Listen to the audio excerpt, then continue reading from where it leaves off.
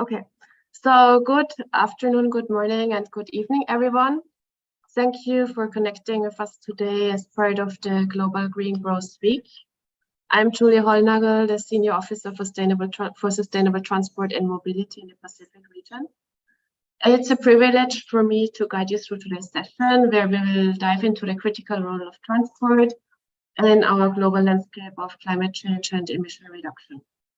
So transport is not just about the movement of people and goods, it's the backbone of economic development, and logistics costs shape businesses, and daily commutes influence the quality of life and play a crucial role of determining the accessibility of essential services like education and healthcare for the population. The aspects of transportation touch on 76 of the 169 targets of the Sustainable Development Goals and span across 45% of all the goals. This highlights the interplay of the sector's undeniable influence on global agendas. However, with the influence also comes the responsibility. The transport sector, while indispensable, is a major environmental concern and accounts for 25% of the global emissions. It stands as the second largest carbon dioxide contributor across the globe. The trajectory of emissions has been upward, with a leap from 4.2 gigatons in 1990 to 8.3 gigatons in 2019. And this growth underscores the urgent need for sustainable intervention. On the other hand, when it comes to climate change adaptation, the transport sector is greatly affected by climate change. More frequent and severe weather events can damage infrastructure and disrupt services, leading to increasing costs for both society and the economy. To address this challenge, a common framework that is used is the Avoid, Shift, Improve framework, which offers a roadmap to address those challenges and is a strategic approach. Avoid meaning avoiding unnecessary travel, reducing the demand for transport.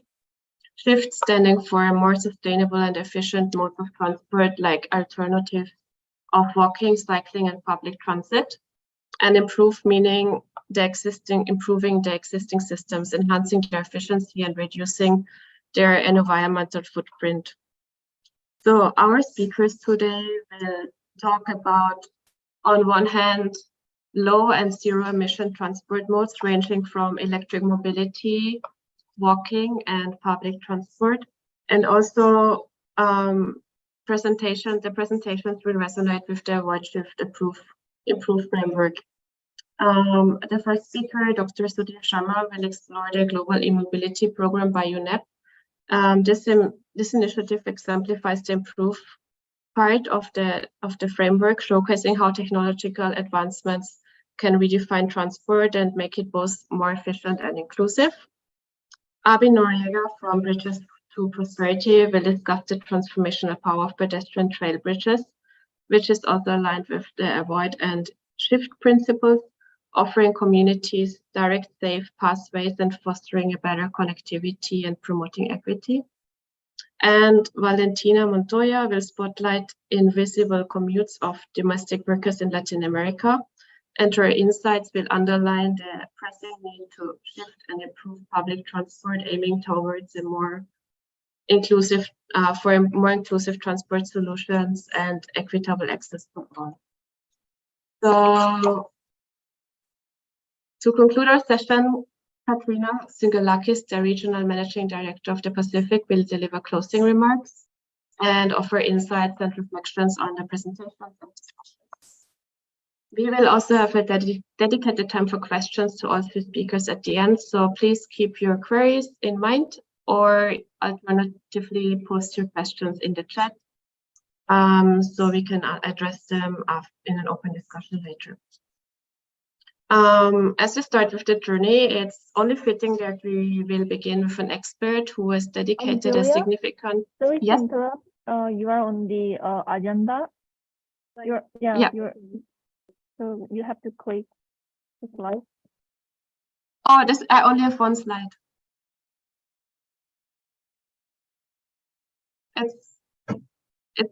It's only one slide I'm having. Oh, so okay. Yeah.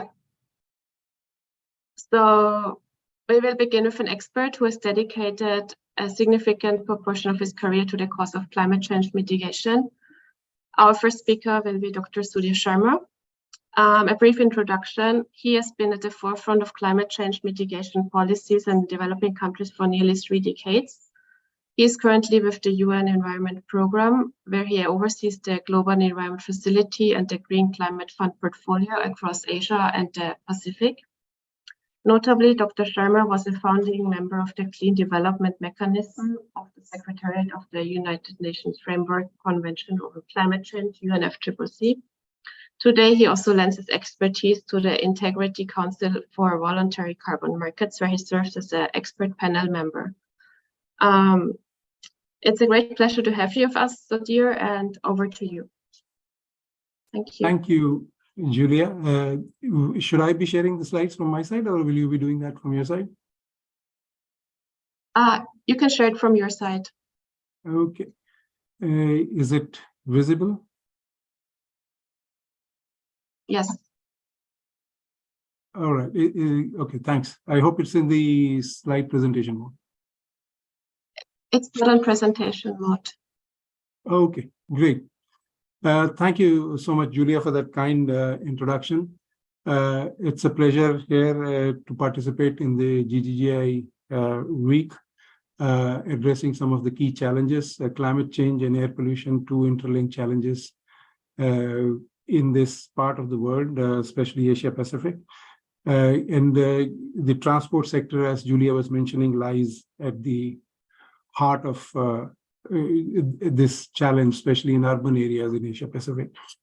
I don't want to kind of go over it. Julia has already highlighted this, that this is one of the fastest growing emissions in the world, especially in developing countries where growth is creating demand for more personal vehicles. And as a result, we do expect to see a significant growth in personal vehicles. And now, if you just a few simulations just to highlight the kind of impact this growth could have.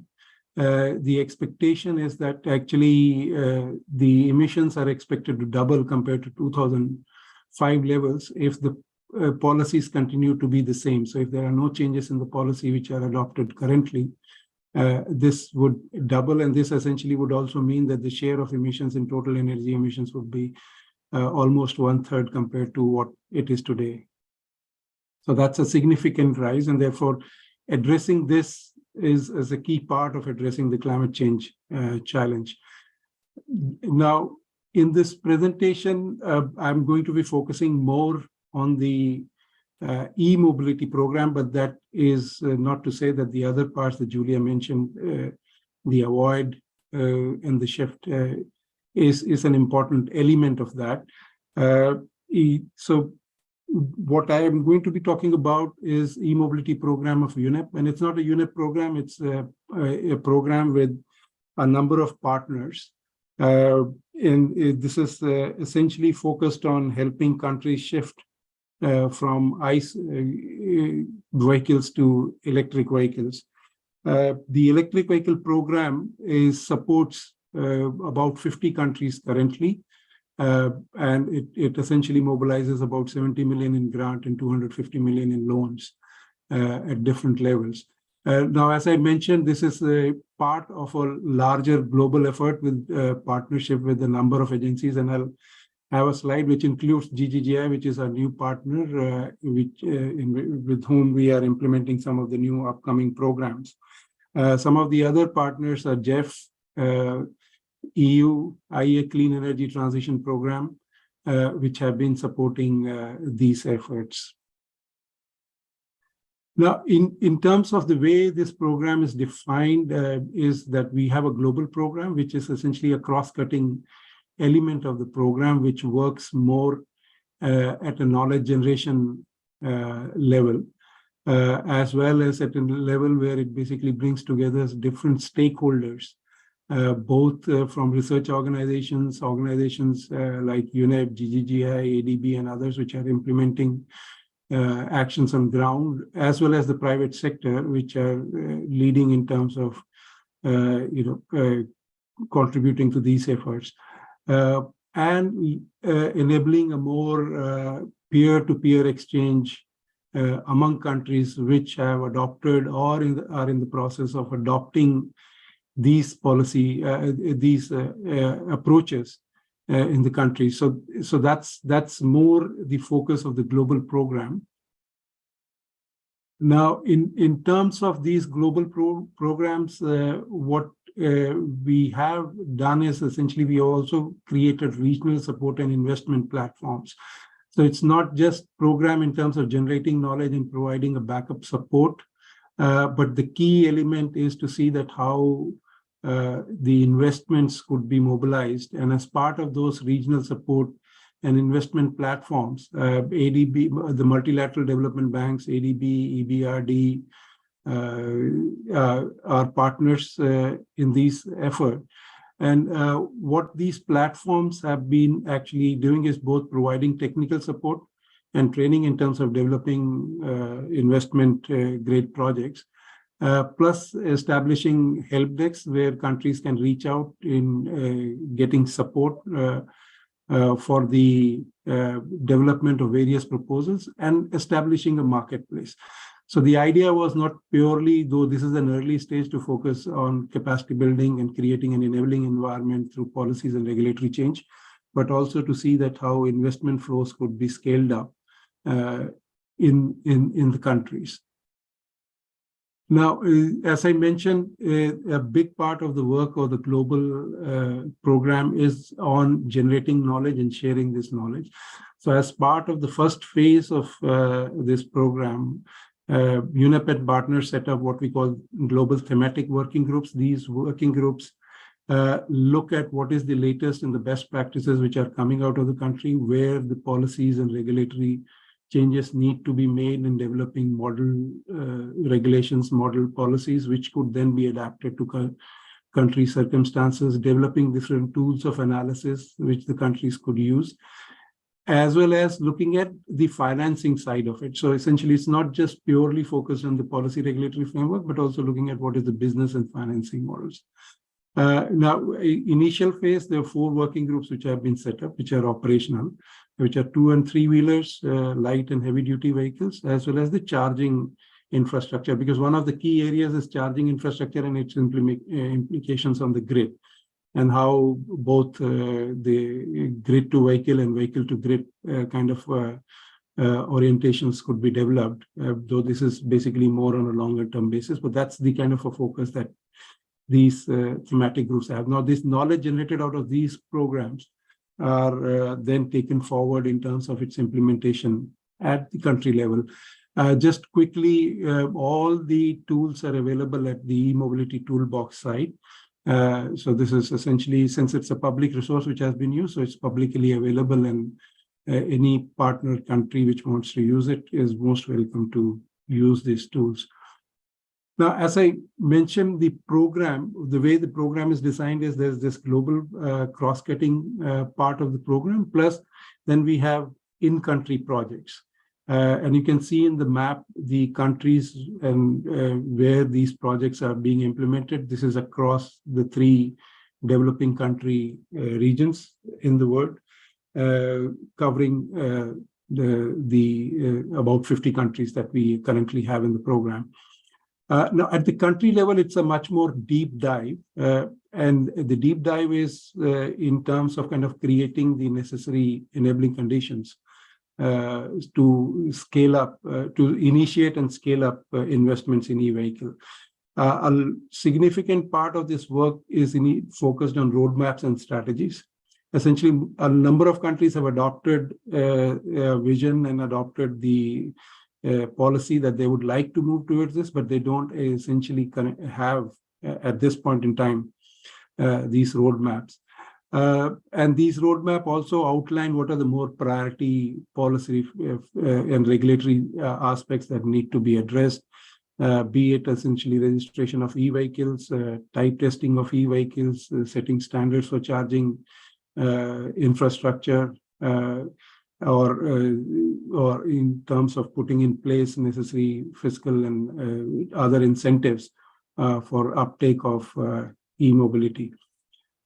But so to complement this, there are two other elements which are very important that the program looks into. One is creating awareness, because that's essentially, it's like creating a demand and an understanding for this transformation, that why this transformation is important, but more importantly, also creating a learned experience through pilots, essentially to ensure that some of the perceived risks that different actors have could be addressed through creating actual experience of using this technology at the country level. As I mentioned, these are the list of countries. I would not go into each of them, but a few that I have highlighted are the new set of countries, and the focus in the next cycle of expansion is on Pacific Island countries, where we are working with GGGI. Only country, Palau, was not mentioned, so I have added that in it. So you can see that the spread is across all economic sizes, different regions of the countries which are covered. So essentially, there is a lot of knowledge and experience being generated, which we see as very useful in terms of very faster scale up and learning experience that could be used in different setups. Plus, the differences in the countries also provide the different kind of settings in which pilots have been tested, and that knowledge helps in replication across other countries in the region. Now, one of the key areas, as UNEP, we are an environmental agency. For us, and environmental aspects are very important. So there has been one of the elements that we have been addressing in our projects is looking at the environmentally sustainable disposal of batteries, as well as second use. And this is an aspect which is going to be focused more. Jeff 8 has agreed to provide additional resources for the global program. So this is going to get even a higher focus and looking at it more from a circularity principles. And the other aspects that we have realized, especially since we are kind of expanding it to Pacific Island countries, is the disposal of vehicles at the end of the life of vehicles. And that aspect would be focused on as to how that can be structured and organized. What are the necessary policy regulatory frameworks that are needed? What are the areas already covered in the waste management policies, what are not covered, and how to integrate that into the waste management and processes of the countries. So that's an important area where the program will expand. The second aspect, as Julia earlier mentioned, is essentially also shifting it towards more public and NMT infrastructure. So the next phase of the program looks at integrating e-vehicles into the NMT infrastructure. We have in the previous program also some examples where e-bike sharing schemes have been implemented as pilot, but this would be expanded more going forward. And then looking at the just transition part of it, especially from a gender perspective, and looking at how different stakeholders have different impacts and how that can be integrated into the designing of the whole programs and the policies and regulatory framework. I know I'm kind of taking too much time, so I'll just wrap up with this last slide, Julia. I would not go into the details, but all these projects that we undertake, this is essentially all the agencies that work have a gender policy. It is a requirement of all the development partners which are providing financial resources. And since this is a new technology being introduced, learning from the past experience, the idea has been to start addressing the gender issue upfront rather than waiting for the technology to uptake and then trying to correct it, which becomes much more difficult. So any design of the project takes into account, and there would be another working group which is going to be established, which looks purely at the gender aspects of introducing this technology and expanding it in different countries. Just one last point is that we have a survey. So if participants could scan this QR and fill up the survey, they don't need to do it right away, but that would provide us with a lot of feedback in helping us better design our programs. We'll stop with this last slide, which shows basically the various partners which are part of this program. Thank you, Julia. Back to you. Thanks a lot for your presentation, Dr. Sudhir. Very interesting to hear how gender is going to be included as a proactive part up front in the projects in the future, rather than waiting for it to come up as a topic in the process. So next we have Abi Noriega. Abi is the Chief Impact Officer of Bridges to Prosperity. She works to understand the impacts that Bridges to Prosperity's rural access projects have in communities around the world, and to develop ways to collect, manage, and use data to make informed decisions in every program and department. Abby has also modernized the organization, transitioning it from traditional paper processes to a comprehensive digital environment. Her work spans various sectors from agriculture and climate to gender and poverty, both in the UK and internationally. Her work is driven by the belief that safe access is a human right and that a data-driven culture is foundational to effective programs. Very keen on hearing about your experience, and over to you, Abby.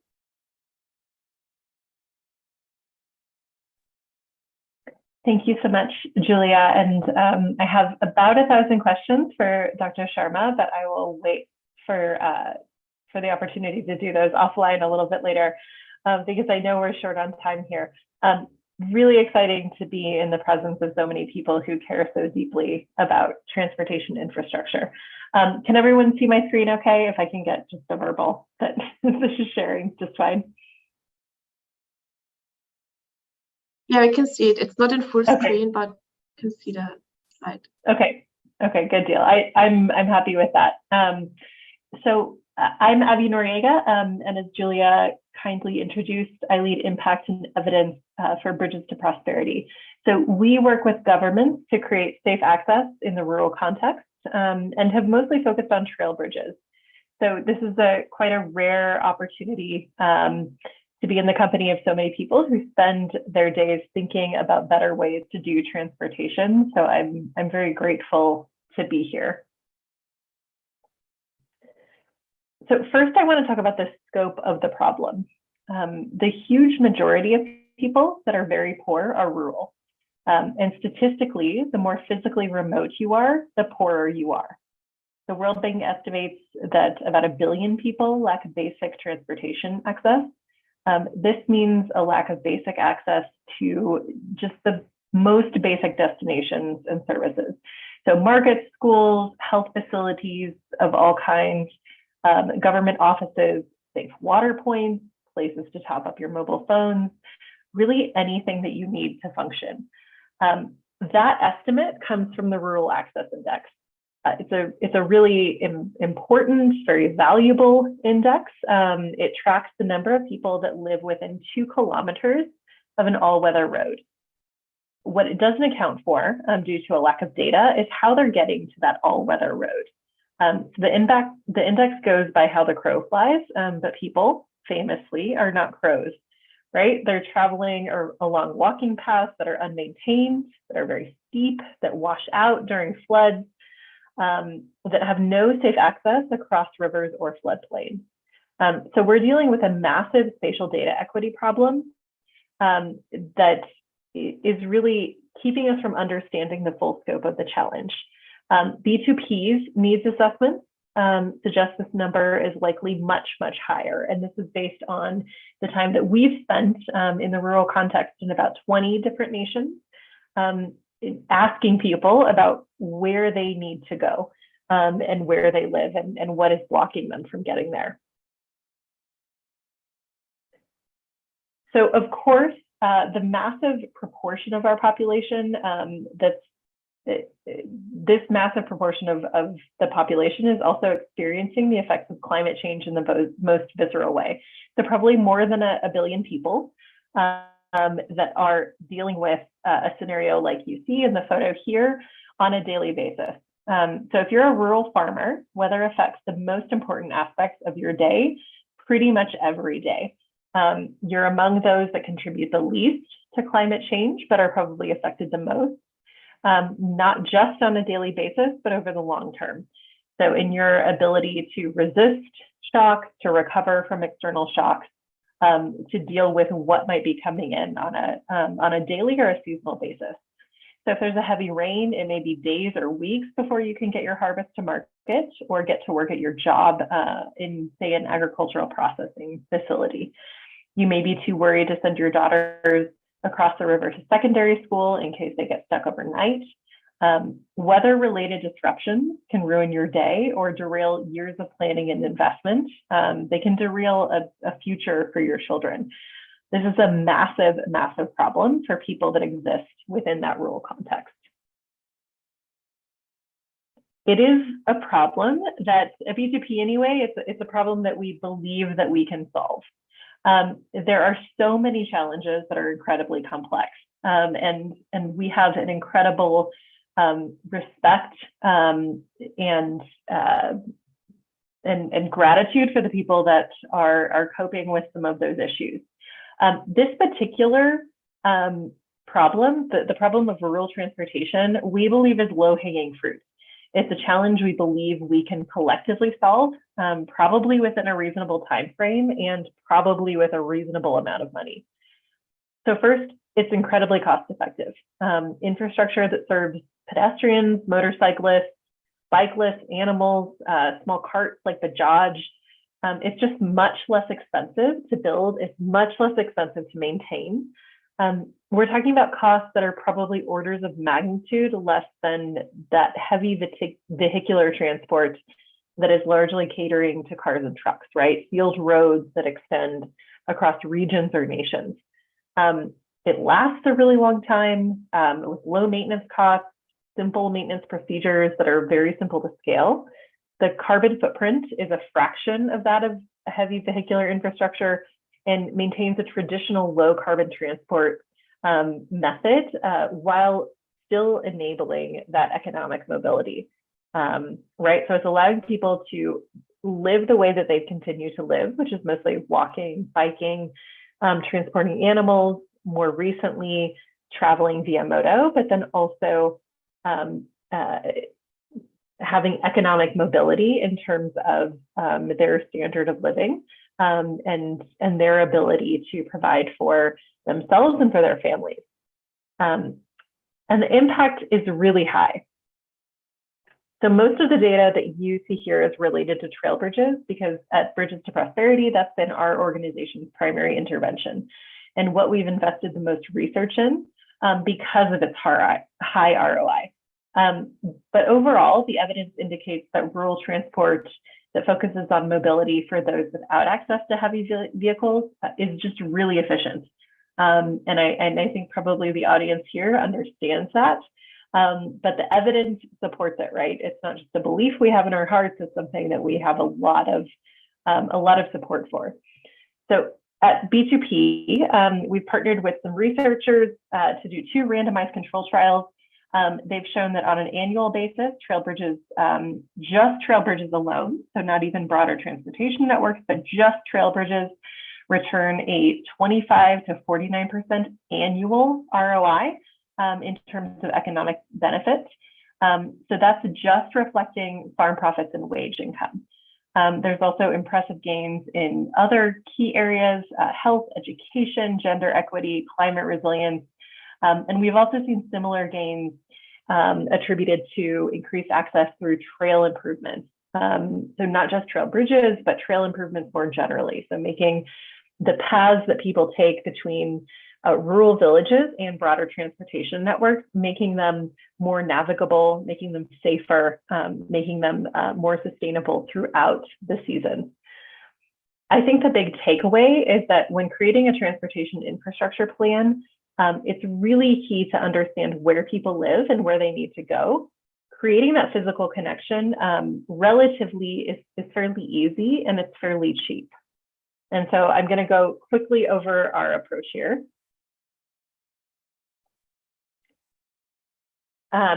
We spent close to 20 years really investing in our model for how we assess and build trail bridges. A few years ago, we determined that even though we were the only people that were really focusing on trail bridges as an intervention on a global scale, there was a need to understand and invest in rural transportation infrastructure that serves the same population we were serving through trail bridges a bit more, or a lot more generally, right? And so we take three approaches to that.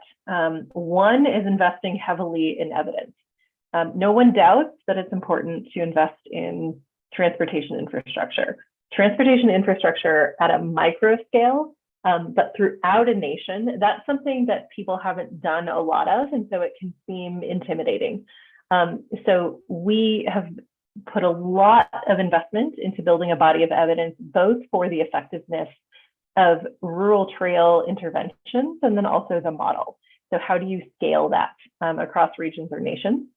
In technical assistance, so what is keeping governments at a national, at a regional level in investing in this, and then helping to fill those key gaps, whether it's engineering and design, whether it's maintenance, whether it's resource mobilization.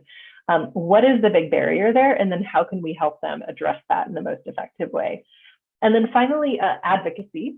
So strategic partnerships that are really in service of that climate smart investment that is most appropriate for that particular context or geography, and that serve the most vulnerable people. So if you have $1 million to spend, if you have $100,000 to spend, we can help you understand what is the rural transportation infrastructure that is going to be the most effective investment based on what your priorities are as a government or as a particular region. And I'd be very, very excited to take any questions later in the session or offline, and grateful to be here. Back to you, Julia. Thanks a lot for your great presentation, Abby. It's impressive how this climate resilient pedestrian infrastructure in rural areas can have this really impressive impacts you showed us. And yeah, let's see. I hope we have some time for questions after the next speaker. The next speaker is Valentina Montoya Robledo. She will talk about something completely different from terms of context about commuters in Latin American cities. Valentina is the assistant professor at the University de los Andes in Colombia, leading the Gender and Law Research Group. She's the visionary behind the Invisible Commutes project, which focuses on domestic workers' right to the city in Latin America. This project earned her a spot in the 2023 Remarkable Feminist Voices in Transport. With academic credentials from the Universidad de los Andes in Bogotá and the Doctor of Juridical Science and Master of Laws from Harvard Law School, Valentina was also awarded the Lee Shipper Memorial Scholarship in 2020. She has been a consultant for the Transport Channel Lab of the Inter-American Development Bank and is an advocate for mobility, women's rights, and human rights. With this, over to you, Valentina. So thank you very much. I'm pleased to be here today. So, Julia, I think I will have to ask you to show the presentation because I'm having trouble opening it in Zoom. Okay, Leon, can you share the slides?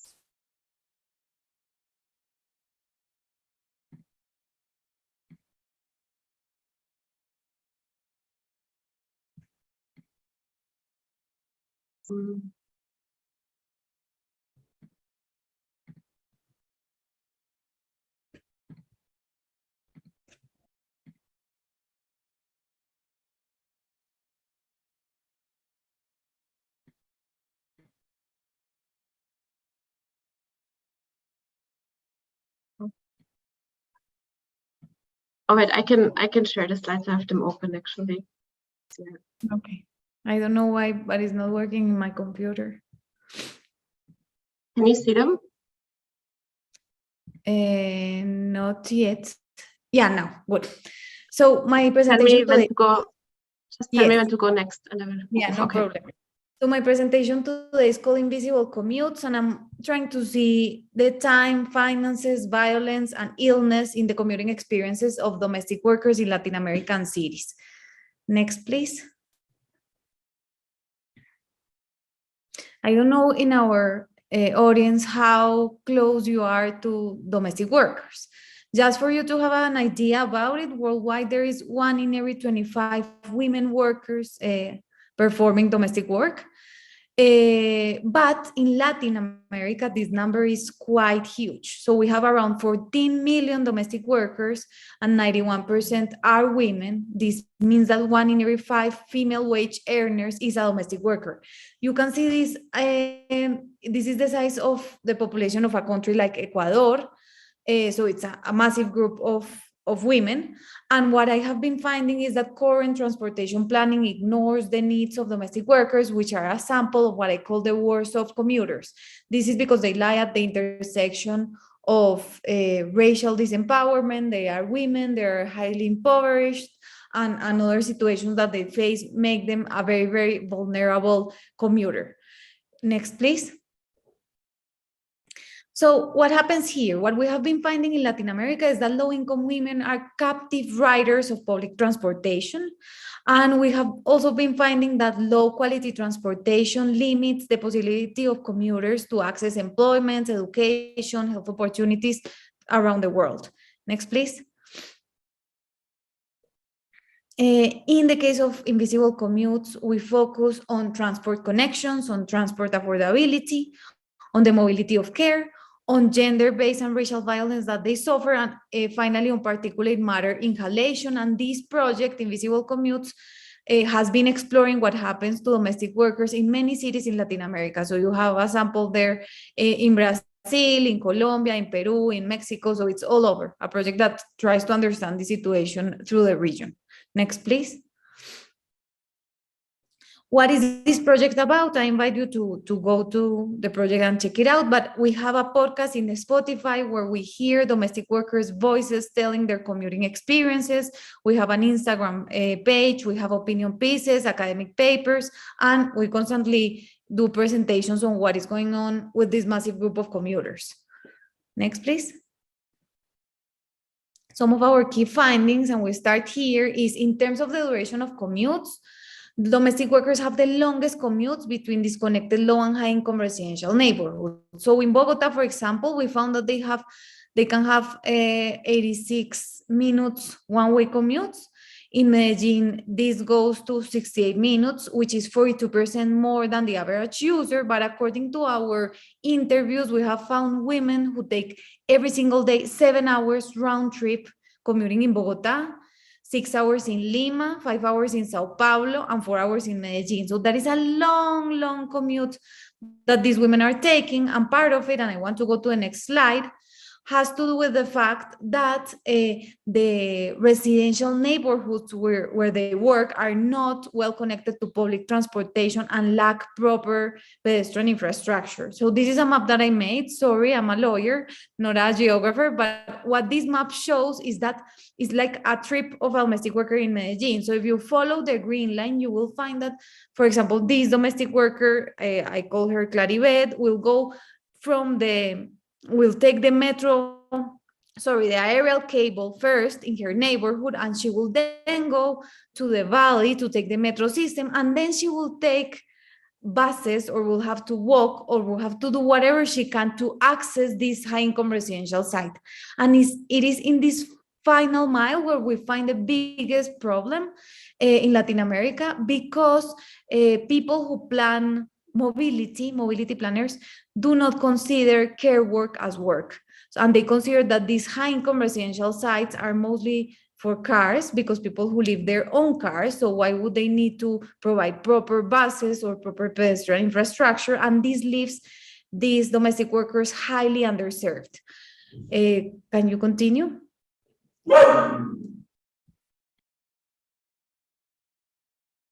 Sorry, my dog is here. The second finding is in terms of affordability. So although we have laws all over that give discounts to people with disabilities to access public transportation, or to mothers of young kids, or to elderly people, or to low-income people. The only place where we have found specific subsidies for domestic workers is in Buenos Aires, Argentina. In the rest of the places, there is none of this. And here there is a quote from Marcela in Bogotá. She says, people always complain about Transmilenio, which is the BRT system of the city, because it is an expensive and bad quality. I personalized my card, and due to my age, the fare was reduced. I received the subsidy in the card. Unfortunately, Peñalosa, who was the mayor at the time, diminished the subsidy. And here she's speaking to how she received that subsidy, but it was not exactly because of her role as a domestic worker, and also about how when we change mayors that change the policies regarding these transportation benefits, the ones who lose in the end are precisely the ones who are in the lowest part of the scale, in this case, a domestic worker. Next, please. In terms of the mobility of care, which is precisely all of this idea of women having to perform all of these care duties within the city, we found that there is a limited recognition by planners of especially poor women's mobility needs, both for family care and their work. And here is a quote from Kelly in Sao Paulo. I wake up 20 minutes before 5 in the morning. I have 2 small kids that study in the Pinheiros region. They study there to facilitate my working life. Due to my schedules, I cannot have them study in the school in my neighborhood because I would not have time to take them or pick them up. I leave my daughter in school at 7 a.m. and I walk my son to leave him at school at 7:30. Then I head to work. And so all of these stops are stops that cause them to spend a lot of time. And she cannot do this in public transportation because it would be very, very expensive. So she has to walk. Next, please. In terms of gender-based violence, what we found is that domestic workers normalize this kind of violence, and that they think that reporting mechanisms are limited, hard to access and to use, and even that when they use these mechanisms, they take too long and they can get fired from their jobs. It also speaks to the informality of the work they perform. And here Alma in Medellin says, we were going with my sister-in-law to Picacho. The bus was full. A young drug addict took the bus. He was drunk. He touched my sister-in-law, masturbated and ejaculated on her back. The driver's helper kicked him off the bus. We did not report him because we thought, and I want to highlight this, it was the normal perversion of men. So it's highly normalized and it's something that goes on and that they have to deal with. Continue, please.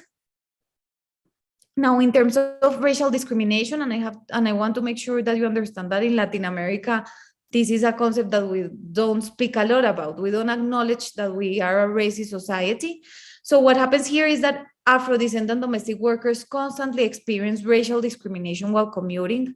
Public transit codes do not address racism whatsoever. And although there is a legal prohibition of discrimination on the basis of race and a constitutional prohibition, it does not have any practical consequence. And here Aline in Sao Paulo said, once I entered an overcrowded bus and I was very close to a very white woman and she kept moving away as I came closer to her. And she laughs and shows the movement with her body. And she finally moved away from me. And they use expressions like they don't want to catch my blackness, and as if it was a disease. And it's very, very constant and pervasive. Next, please. Now, in terms of inhalation of particulate matter, we did a study in Bogotá, and we found that domestic workers inhale in average 77% more particulate matter than men and 57% more than any other women. Why is this? Because of the first finding that I told you about, which is they have the longest commutes, but also because many of the vehicles that they have to use are highly contaminant. Next, please. So finally, in terms of recommendations, we have been considering that direct services between low and high income residential neighborhoods are necessary. This is something that is already taking place in the Lilas line in Sao Paulo, which diminishes domestic workers commuters by 2 hours every day, which is a lot if you multiply this by the month.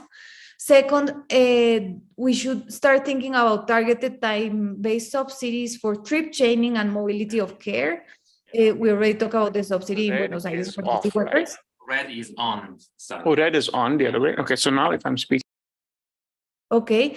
The third point we want to make is that we have to do more campaigns and effective reporting mechanisms and visible enforcement, not only against gender-based violence, that is the norm, but also against racial violence, which is very pervasive. And finally, in connection to what we are speaking about in this panel, is green vehicles around the entire city are very important to diminish the inhalation of particulate matter that specifically affects populations such as domestic workers.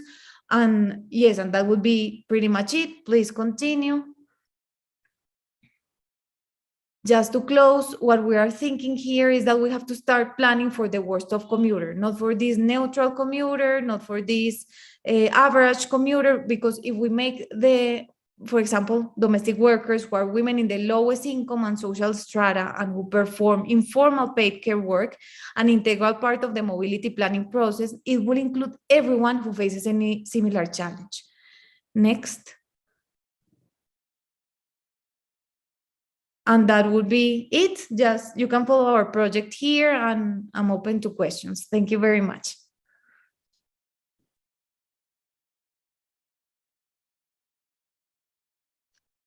Thanks a lot, Valentina, for your presentation. Now, yeah, we have the floor open for questions to the speakers. We have about 7 minutes, 10 minutes left in the session. So to leave time for closing remarks, we have about 7 minutes for questions. So if anyone has any questions, now is the time to do so. I saw in the chat there some questions where Dr. Sodir, however, he had to leave the session due to some events he had to attend this morning, not events, meetings. I just want to, yeah, I see, yeah, as Abby pointed out, it reinforces the transport, gender, and equity are close linked together in all ways of sustainable transport, overspanning new technologies such as EVs, walking in the rural context, and also public transport experience in large urban centers in Latin America, which shows that in order to decarbonize the urban system, it needs to be taken account, spanning across all this context. I have one, if nobody has any questions, I have one question for Abby. Can you explain what's your experience in integrating climate change adaptation in your projects? And do you have any specific examples on severe weather events and how the more intensity and higher frequency is taken into account in your projects? Thank you. For sure. I feel like I could give an entire hour-long talk around climate resilience and transport, so I'll just give a specific example. It relates to the data inequity in low-income nations in the rural context more generally. Right, so there's an expectation that rivers are mapped everywhere in the world. That's not true. It's 2023, and most rivers are actually not mapped. Right, so the rivers that people have to cross on a daily basis, we don't know where those are. Their communities are typically not even represented as a dot on the map. And so understanding what is happening with those rivers on a monthly basis is really, really difficult. And so when we are working with governments to build infrastructure to be able to traverse those rivers, we don't have any hydrology information that you would typically have to be able to build that. So often we're using publicly available satellite imagery. We are using community interviews. Those community interviews often involve talking to the oldest people in a community, right? So finding the elders in a particular village and saying, hey, what is the highest you have ever seen this river go in your lifetime? And we bring them out to the site and we have them show us physically where that place is. And then we do a factor of safety on top of that based on the topography, so that we can build the most efficient bridge, or help the government design the most efficient bridge for that particular location to hopefully withstand whatever flood and precipitation variability is coming, within a reasonable, cost structure for the next, 20 to 40 years. And so that is just one example of how we integrate climate resilience into the design of what we do, and also try to center the human aspect of design in that. A short answer to that, but very happy to take other questions offline as well. Thanks a lot, Abby. It's very interesting to hear that you use a combination of new and open data from satellite images combined with local knowledge from the elders to map that out. And it shows the importance of both open data and data collection via satellites and other new technology, and also how local resources and the knowledge in the context of the place is important. I think we have time for one more question. I will ask to Valentina.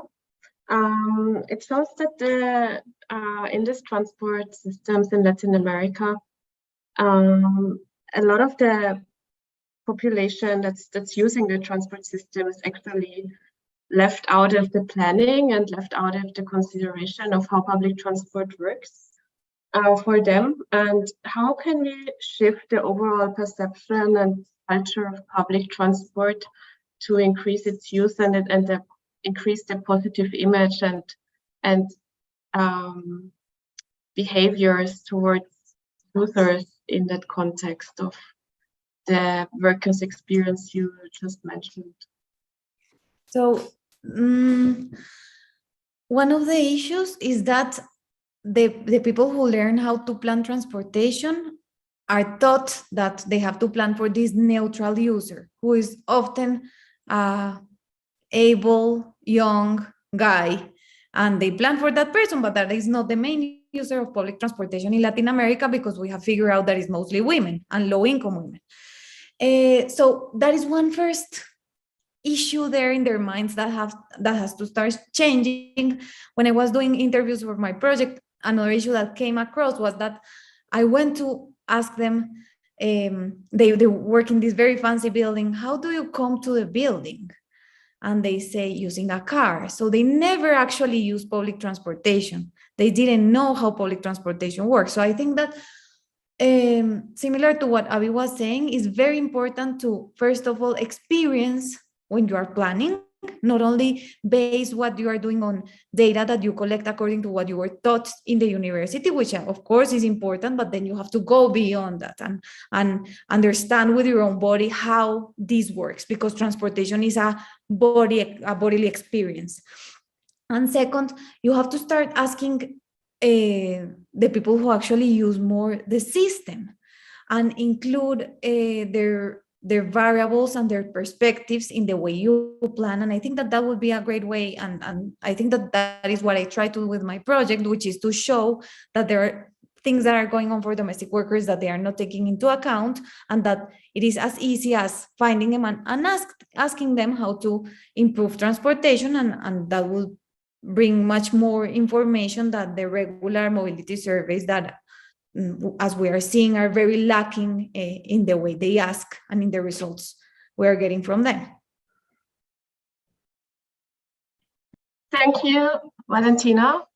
It also shows that when including new technologies such as electric buses in the transport systems, it's important to, it's a great opportunity to actually include the people that have been excluded from transport planning efforts in the past in new projects that come up with electric buses and electric mobility in general. So with that, I want to thank you to the speakers, and I would like to hand it over to Katrina Singalakis, the Regional Managing Director of the GDGI in the Pacific, for closing remarks. Thank you very much, Julia, and thanks for the opportunity to say a few words. I mean, firstly, a very big thank you to our three speakers today. Sudhir has left and I met him before, but it's lovely to meet you, Abby and Valentina, and thank you so much. Between the three of you, you've covered three very different aspects, very important aspects of transportation. I'd like to say again, thank you very much for your presentations and the invaluable insights that you've given us. As somebody in the Pacific, living in the Pacific for 17 years, I've witnessed firsthand the unique challenges and opportunities that we have here in the Pacific region. Today, we've looked at the potential of e-mobility, to reduce carbon emissions, to the transformative power of bridges in rural communities, and finally to listening about the daily commuting experiences in large Latin American cities and the experiences of domestic workers in those cities. And I learned something new, that the planning for the worst off commuter, not the neutral commuter, and you know, that's a new concept to me, and it's great to learn something like that today. These contexts, while diverse, they all underscore the importance of tailoring our transport solutions to the specific needs and circumstances of each region and the people and the users of transport in that region. If we think about the Pacific, we might also think about all the transport that happens across the sea and the oceans. How do we adapt our transport systems to that so that everybody has access and affordability? In the Pacific, we also need transport that is resilient. We need resilient infrastructure. It's so important with the impact of climate change. And for example, the Fiji Climate Vulnerability Assessment estimated that around $4 billion will be needed to climate-proof infrastructure in Fiji over the next decade. So as we consider these figures, it's crucial to ensure that our investments not only address climate resilience, but it's an opportunity to promote gender and social inclusion. And for every dollar we invest in infrastructure, we should aim to ensure that no one is left behind. Low and zero emission transport solutions, as we've discussed today, needs to be systematic and scalable. They should be designed to fit the context, whether it's sprawling urban landscapes or unique islands in big oceans in the Pacific. These interventions should cater to the needs of businesses and society at large, ensuring that we transition to greener transport systems while we also foster inclusivity and equity. Additionally, it's crucial that investments, projects, and policies are scalable, ensuring that they not only fit the immediate context, but can also be adapted and expanded to meet evolving needs. Again, I really want to thank the speakers, the lessons about the importance of the end of life, of thinking about technology, new technology like e-vehicles in terms of the whole life cycle of the technology, because that's going to have an impact on society. And we need to think about the battery disposal, the vehicle disposal. And then thinking about non-road transport, like the trails. And what really stood out to me is how, you know, girls' education plus 200% after the trails have been put in place. Health center visits plus 32%. I mean, this is the difference that all good transportation projects based on good data can make to people's lives. And finally, I think, you know, it was just such just an eye-opening, that's the only way to say it, presentation from Valentina about the lives of domestic workers and how their lives are influenced by the transportation or the lack of appropriate transportation for them to get to their daily work. So I think we need to all take all of this in mind when we're thinking about transportation and we're pursuing sustainable transport solutions. So thank you again to everybody who joined us today online, and let's continue to think forward, drive forward with purpose, thinking about solutions that's going to help everyone and leaves no one behind. Thank you very much.